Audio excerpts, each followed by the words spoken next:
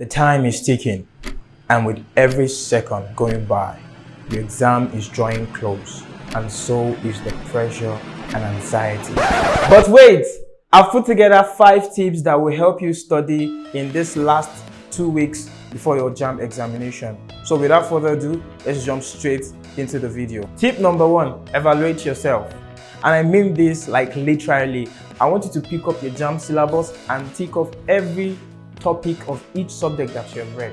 This will allow you to know how much ground you have covered and how much more you need to cover before your exam. And this leads me straight to the second tip, which is re-strategize your reading schedule. Now that you have been able to see how much you've covered and most importantly how much more you need to cover, you have to now strategize how you will cover all of the other topics remaining in each subject. For example, you have covered 25 topics out of 32 topics in mathematics. That leaves you about 7 topics. Now plan those 7 topics into the next 2 weeks and do that for every of the other 3 subjects that you have to cover before your examination. And while doing this, make sure you are setting realistic study schedule.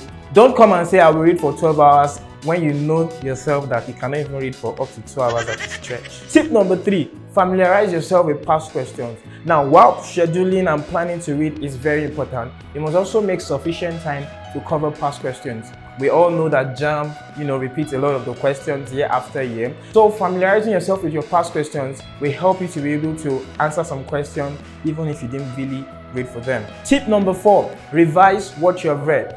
Many people make the mistake of assuming that all they have read is locked up somewhere in their mind and will pop up when they need it without revising when they get to the exam. And then when they get to the exam, they start this.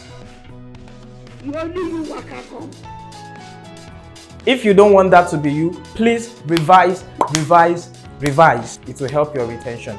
So if you don't want that to be you, please revise. Last tip, guys, do timed test.